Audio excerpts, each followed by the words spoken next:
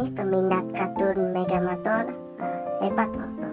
Kartun buatan Malaysia nih Mak. Hebat. Kita bangga Mak. Enggak lah.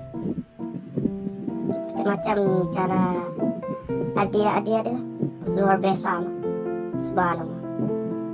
Memang kelakar lah watak-watak dia Mak. Ada lawak sikit lah.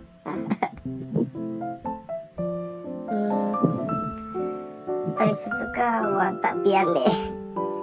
Dia murah hati betul Mak. Dia bagi duit tuh banyak oh. Watak-watak lah, watak-watak dia. Memang kelakar lah.